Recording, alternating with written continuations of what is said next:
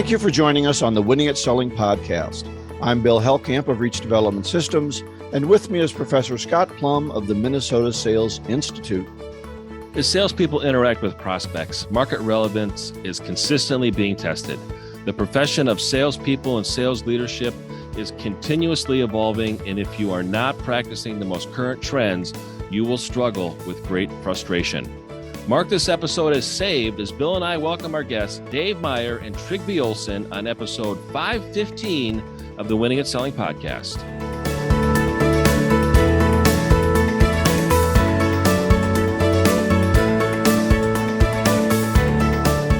Well, as has become our tradition, there's no book club today. Normally we'd have the book club, but we want to give all of our time to Dave and Trygve. But next week, we're back to the success principles, and it's part 4, principles 48 through 51. This segment is brought to you by A.J. Imholt, a financial advisor dedicated to salespeople. As a salesperson, you have enough to deal with. Prospects hang up on you, clients skip meetings, slow responses to your emails. It's enough to drive you bonkers. Fortunately, you can take control of your financial future. Your time is at a premium, and you want to focus on finding new clients and growing the customers you already have. So it's best to work with someone who takes the time to build an understanding of what you have on your plate. I'm AJ Imholt of Fortune Financial, and this is where I come in. As a financial advisor dedicated to salespeople, my goal is to help manage your portfolio so you can focus on what matters. Then, I'll take care of the boring details while you go out and crush your numbers. You can schedule a time to chat with me using the bookings link in the show notes. Good luck out there, and I'm looking forward to hearing from you.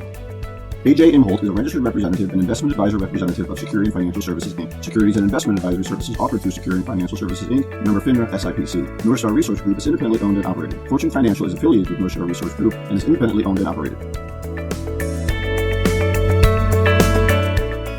As I mentioned at the opening, relevant marketing activities and sales practices will separate productive companies from others.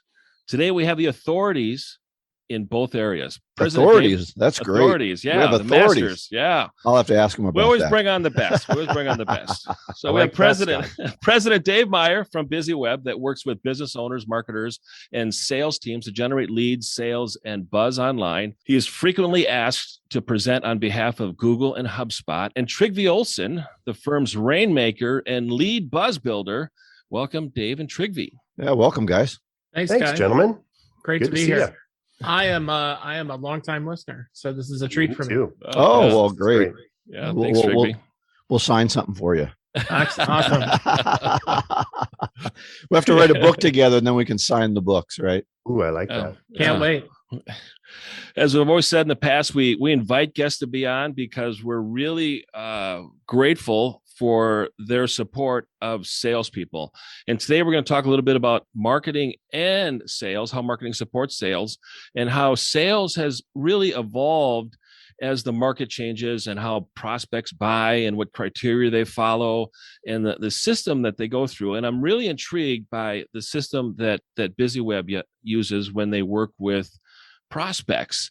And Dave Meyer is going to talk a little bit about it. But Dave, you've got this position of the flywheel. Talk about how the flywheel works when it comes to working with salespeople and the sales process. So this is kind of fun, and thanks for keying this up, because I think the big thing that marketers tend to get caught up in is the sales funnel. And a funnel is kind of an old way of thinking about it from my view, because a funnel treats the inputs as something that is an exhaustible resource. So if you dump water in the top of a funnel, what happens when it gets out the bottom? It's gone, right?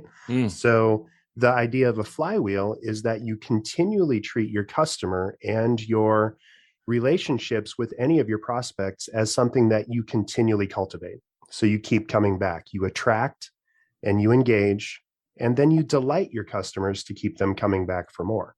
And so it's a longer cycle. It's a lot more high touch, but that's where tools and things like the stuff that we use, like HubSpot or a CRM, can really help you continue to re-engage. And it's really the way to cultivate a relationship with your prospects on a longer term. So you're never just done with them. You don't walk out the door. You just keep engaging with them, keep helping them, keep giving them more of what they need. Yeah, I have a follow-up question on that. When you mentioned the funnel, as you fill the funnel up and then it empties, Mhm. and when it gets to the flywheel, you're talking about something that's in motion. Is there speed that creates greater productivity with the flywheel speeding up? Or if it slows down, what's the impact on a sales team or a company? And then how do you get a slow flywheel from spinning faster? Yeah, and I'm kind of a gearhead, so I'm glad you asked that. Is the flywheel as a metaphor is fun because it has a number of different levels. If you think about flywheel, which was created in the 1890s by James Watt, right? Mm. And it's really the thing that sparked the Industrial Revolution. But a flywheel, for folks that aren't familiar, it's a big thing that harnesses energy. And there are three forces that act on any flywheel. And I'm going to, start off with the mechanicals, and then we'll go into how it applies to sales. But mechanically, there's mass, how big that flywheel is. There's speed, how fast it's moving. And then there's friction, what might be slowing it down. So mass in our case for sales and marketing is how much stuff you're doing inside of your marketing. So do you have a blog? Do you have an email marketing program? Are you doing advertising? All of the different things kind of bulk up to create your mass. Speed is how often you're doing those things, of course. Are you doing your calls like you need to every day? Are you advertising? Are you getting those leads? And then friction is, what are you doing that might be bumping people out of your process? How are you maybe not meeting their expectations? Are you upsetting them in some way? Or are you simply promising one thing and delivering something else? So if you promise a 5-minute chat on the phone, and then you wind up talking their ear off about something that you don't, or that they weren't interested in talking about, that's adding friction to your flywheel. So it all kind of comes together. And that's why it's kind of a fun metaphor, not only in that you need to keep cultivating and it goes round and round and round, but that you need to pay attention to all those forces. For me, I think if you consider the old traditional funnel model, I think the marketing does their job, and that's the top of the funnel, and then the sales sort of synthesizes it down, and then the end result of the funnel is that you get a customer out of it, right? That's the goal, but that's my goal. What is the customer's goal? The customer has a completely different set of goals and wants. And so if you consider the flywheel model, the customer is now the center of the universe.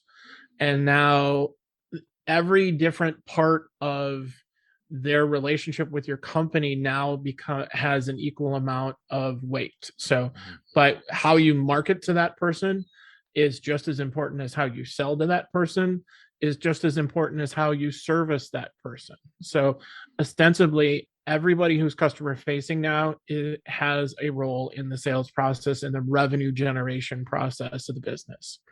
7 out of 10 times, the book will tell you that now anybody who is in a buying place is going to do all of their independent research and make a decision about who they potentially want to talk to before they even pick up the phone and call and start talking to a salesperson. I think what's interesting about this is a big challenge for salespeople is that potential client that says, I can't do anything right now. Talk to me in 6 months. And so in a lot of traditional CRMs, we basically go quiet with them for 6 months. And then we call them in 6 months and say, hey, Larry, it's me again. And they already bought from somebody else, or they've changed their mind or whatever. And I think what's really necessary is some kind of a process where that name goes back to marketing in a different vision of support, where they're hearing from us on a regular basis. We're keeping alive in their memory. And then when I call back 4 months later, not 6 months, they're already engaged. Or if they're looking to actually make that buying decision earlier, they'll probably call me because we've been engaged. And that's a real challenge I see. I always look at the sale as an arc, but when they fall out of that sales process arc, we don't always know what to do with them. So tell us more about what you do with those, your process does with those people in that area. Sure. I think, Bill, what you're talking about is sales enablement, or what I would call sales enablement. So having a CRM And exactly what you said, most sales folks will just set a task and then they'll come back in 6 months. But what if you could engage people and give them a little bit of what you know that they're asking, but that they haven't asked yet, right? So if someone recognizes, or if you know, okay, this person is interested in this particular kind of product or this core set of what we do as an organization, then you just give them an email once in a while that tells them a little bit more. Like, I was thinking about you. Here's a blog post that I just wrote. Or I was thinking about you, and here's a social media post that I made on LinkedIn that might benefit or might be helpful to you in your situation. If you're doing it right, your CRM plugs into your marketing in such a way that when someone interacts with you, it almost becomes like a choose your own adventure. Remember those old books where you used to be able to go to page 10 and then jump over and see if little Molly should go down the stairs or not, right? Well, that's all about making sure that your relationship with your customer is helpful and consultative at all times. It's a huge difference between calling someone and saying, hey, you told me to call you in 6 months, so can I get that sale now? Right. And a continuous conversation where you've been helping them and offering them little tidbits and or just letting them browse through your content and find what resonates with them because you're delivering it to them on a regular cadence. Does that work? Can I call people after 6 months and just say, can I have the sale now? Yeah. Give it a shot. You have to do a little bit more than that, Trygve. Yeah. And, I think, and Dave kind of runs the shop, and Trygve carries out the orders, right? Is that a safe assessment? So as Trygve is using the CRM that Dave talks about, and I just want to really identify the roles for our listeners, is there's the sales manager that, is they don't do on, nothing. Well, they're leading the team. Oh, they're leading okay. the team. That's right. And they're directing and giving the salespeople tools, just like the marketing department is giving the sales team through the sales leader tools. And I really want to identify the separation between sales and marketing, because too often salespeople get into this excuse making mode and it becomes contagious. And they start blaming marketing, and then marketing blames sales, and then we get finger pointing and we get into all this conflict, and then it's nobody's fault at the end of the day, when there's a tremendous amount of accountability for both sides and they're being measured in different ways. And I love the way of using a CRM to measure the engagement with prospects. And Trygve, this one is for you, is how do you use the CRM? I knew there had to be a question coming. I want eventually. you to speak to salespeople, and I want Trygve to be the model. Dave and I have an incredibly weird relationship, is because Dave is president of the company, but I'm also his boss. Okay. And on the chart, because Dave is an active seller, and so when I am managing Dave, I'll be honest with you. I will, in any given week, I'll make twice as many phone calls as Dave does. And so as I'm looking at Dave as a salesperson, should I be knocking him because he's making half as many phone calls as I am? Well, my feeling as his manager is, as long as he's hitting his revenue goals, if he's doing it with half the amount of work, then I got to learn from him on how to do that. But because of the value of the CRM that we use a tool called HubSpot. The HubSpot tool, I can also see how long Dave is spending on the phone. Mm-hmm. And so generally speaking, Dave is spending a considerable amount of time on the phone. So he's having deeper, lengthier, meatier conversations with people. So to get back to your question about, well, how do I use the CRM? In Bill's hypothetical example, somebody says, well, I can't talk to you, call me again in 6 months. I do a couple of different things. I say, okay, it doesn't sound like this is a good fit for you right now. So I know that my role now is to try and figure out, position what I have to offer in a way that makes this a good fit for them. I do that by every time we launch a new website, hey, take a look at this. We'd love to see this. Or anytime we have new assets, I want to share that, so that I'm trying to position them to come back and realize that we are the expert when the time comes. And the second thing I do is I say, okay, Scott, I'm going to write down 6 months from today, you and I are going to have a phone conversation. I'm going to schedule a meeting right now. Is that okay? You want 6 months? We'll do 6 months from now. 6 months from now is December 10th, as we're recording this at 10 o'clock in the morning. So are you free that time? Can we have a half an hour then? All right, cool. And then I'm going to send that. And then I'm going to also send you meeting reminders a month out saying, hey, we're having this meeting. Last time we talked about X, Y, and Z as to try and build it back up. Because the last thing you want to do is do the joke of call somebody and say, hey, it's been, I don't know how long. And that's the worst thing you can say to somebody is, boy, it's been forever since we've talked. Right. And then not mention what you talked about. Right. Because now it's like you're standing there looking at each other going, what do we talk about? Where did we leave off? What's important? What do I Right. want? What do I need? What do you do? And Who are you it's like- again? it's starting all over again. And it's just so frustrating when that happens in a sales process. Kind of interesting about, where we're going with this is that Trygve is keying in on something that's really important, in that it's most important that salespeople focus on what's in it for the prospect, instead of serving their sales model, saying, well, my CRM told me to call you in 6 months. That's not the way to show people that you care.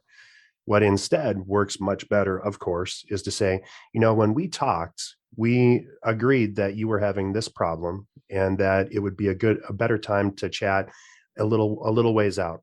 Now, I know that some of the things that other people in your situation are experiencing is, and then offering a couple other examples. It's like, I'm thinking about this all the time, and I just solved this for a client. And so I wanted to just bring that up in case it's helpful to you now. And so that's a way to bridge that gap between the 6 months out and what you need. And that's, again, sales enablement, or what we call inbound sales and marketing, where you're identifying high value assets and then letting the customer follow that breadcrumb trail to whatever it is that's most important to them. And by the way, the CRM is giving me those signals back all the time too. I can see prospect Bill Smith just visited my website again. He opened up the page that I gave him a link to. I know that he was on a PDF that he downloaded, and he was on page 3, which is about a specific product. That sends a task to Trygve or myself, where I know that this person is all of a sudden re-engaged. And so I should probably just give him a handy phone call, or say, hey, I was just thinking about you. Like, well, that's amazing. I was just browsing your website. Well, I knew that. And I can tell you with a certain degree of certainty, the tools we use in order to do that, Scott, I know for certain on 4 days ago, you were on our website at 8:37 in the morning. Mm-hmm. Yeah. You're probably right. I was, and I don't disagree with you. And you bring up a really important point, Dave, and that is to use the CRM to maintain records of conversations and to be able to keep track of, let's say, 300 leads or 300 conversations that you have to keep track of. I can keep track of about 2 of them in my head. And I've never met a salesperson that loves entering stuff into the CRM. And they always use it. You don't pay me to enter stuff in the CRM. You pay me to talk to customers and to sell stuff. Well, yeah, that's the end means and the results. But let's talk about the behavior to get there, to make an efficient and effective sales flywheel is what you're really talking about, right? Right. Yeah. To that point, Scott, a good CRM doesn't make you fill in all that detail by hand. Right. If I'm making a call in my CRM, my call's being recorded. And by the way, HubSpot transcribes those recordings. So I've got my notes built. Wow. Every email that I send with my clients, it's tied in to my CRM. So I don't have to re-enter all of that stuff. It's just there. Mm-hmm. And that way, if I'm on vacation or Trygve's on vacation and we know that a client has popped up again, either of us can pick up that baton and keep moving it forward. So, Dave, it sounds like what you're saying in this ongoing contact that we have with potential clients and even current clients, we're doing a mix of focused and specialized needs answering, as well as ongoing tools such as a blog or a newsletter. Right. That's the easiest way to do it. And, it's easy in that it's easy to do, but it's also really easy not to do. And if your organization is more sales focused than marketing focused, you tend to focus on the outbound stuff, the touches, the contacts, the buying of a list or something like that, where and then you go against those folks and you just, kind of try to treat them like a trophy to be earned, or, somebody that you're hunting and you're going to go kill them. You're going to go get them. Well, inbound marketing is kind of the opposite. It's more of a farming methodology where you're out there and you're just being as helpful as possible, right, to a group that, yes, you're focusing on a specific group. So it's not like you're just throwing seeds around anywhere on parking lots or any old place, but you're going and you're finding a fertile ground, and then you're cultivating, you're tending to those people by giving them information that's helpful in reminding them that you're still around, helping them and moving them forward a little bit. And of course, by knowing exactly what you're trying to solve for them. So if I'm going out to a prospect and I'm just calling on them and saying, hey, I've got this tool and you need it. Like, well, probably not. How about instead you focus on, here's the problems that we solve for our customers, and then be very clear on those problems. So when they're searching for that problem or for the solution to that problem, we pop up. That's what search engine optimization or SEO is all about, being a word match when someone Googles for you. And so if I do that, then again, it pops them right into our flywheel where we've attracted them, but now we want to engage them by giving them more detail, more information, more help. This is where the sales team gets pinged in the CRM and says, this prospect is researching this particular business line. Go ahead and reach out to them, or maybe send them some additional materials or give them a call. And then once we've closed that deal, we're going to continue to delight them by giving them more of what they've been asking for. It's our job to make our customers look good to their bosses. And so if we can prove that, that's how we keep growing the business. We've talked a lot about new customers or prospects. Let's talk about keeping engaged with a current customer. We've probably turned delivery over to someone else, and it's really easy for salespeople then to walk away and go look for that new opportunity. How does this process help us with our current customers?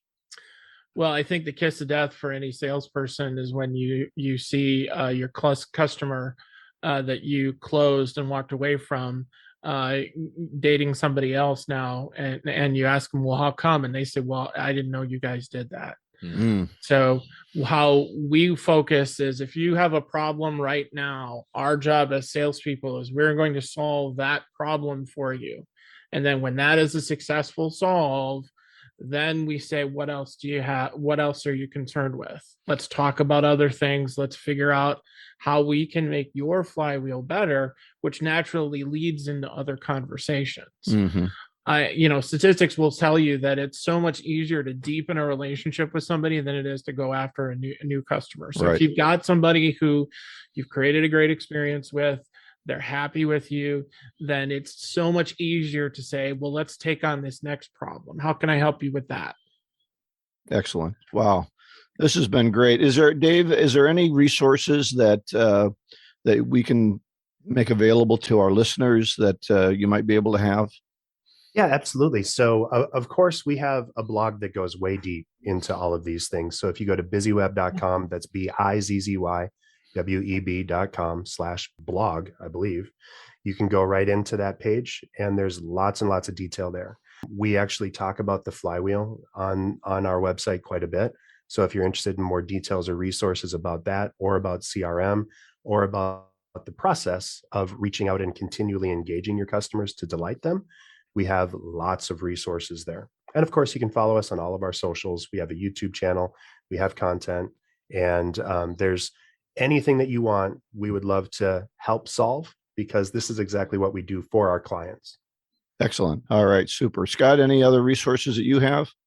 No, I have a lot of resources, but I want our listeners to concentrate on this message that Dave and Trygve are bringing forth. And the most important thing, in obviously every episode that you listen to, is what are you going to do after you listen to it? And that is going to create the results that you're looking for. If you just listen to the podcast and you don't do anything, tomorrow's going to be the same as it was yesterday. So I really want to encourage our listeners to listen to the episode again, take away some of the advice and the information. And Dave brought up information. And I always, want to remind our listeners, information is important. We want to give information to our prospects. We want to educate our prospects, but we also want to educate our prospects in a way that we influence their outcome. So educate to influence, not necessarily always educate to teach. I thought it was a great session and great useful information. So Dave and Trygve, thanks for being on the show with us. We really appreciate it. Thanks for having us. The time.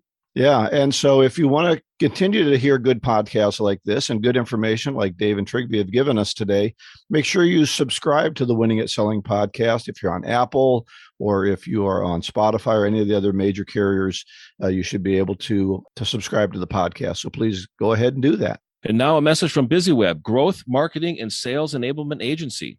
This is Dave Meyer with BizzyWeb, proud supporter of the Winning at Selling podcast. BizzyWeb is a growth marketing and sales enablement agency in Minneapolis. Each week, I'm bringing you buzz tips customized for sales pros to help you land more deals. If you need help driving leads to your biz, check us out at BizzyWeb.com. That's BizzyWeb. This week's tip, know your buyer's journey. Every buyer of a product or service goes through a series of distinct steps when choosing a solution. The 3 stages that sales needs to be prepared for are awareness, consideration, and decision. In awareness, the buyer realizes they have a problem. In consideration, the buyer defines that problem and researches options to solve it. And in decision, the buyer chooses a solution. Make sure your website and sales scripts have answers for each stage to close more deals. Click on the sponsor icon at winningatselling.com for a handy guide to getting more leads, or go to BizzyWeb.com, that's BizzyWeb.com, for tools to start engaging your prospective buyers. Or give us a call at 612-4BUZZY-O. That's 612-424-9990 to chat. So as we wrap up today, we do so with our golden nugget. And this one is from Lucille Ball, who thought she would be a salesperson. Wow, I never thought she'd be a trendsetter either. A trendsetter. Well, she was a hard worker, and she said, "I'd rather regret the things I've done than regret the things I haven't done." And as I get older, that really resonates with me. Wow, that ties right into the execute that I mentioned earlier. Take the advice and use it with no regrets. That's right. Give it a try. See what happens. It'll be better than doing nothing. So let's close it up for today, Scott. All of the information that we talked about will be at the show notes. So look for it there, winningatselling.com. Next week, we will have book club again, Success Principles Part 4, Principles 48 through 51. And our topic is bringing value to the appointment. And that's what Dave and Trygve talked a lot about today, is how do we bring value to our customers. Yeah. Go out and get better, one skill at a time. Joyful selling.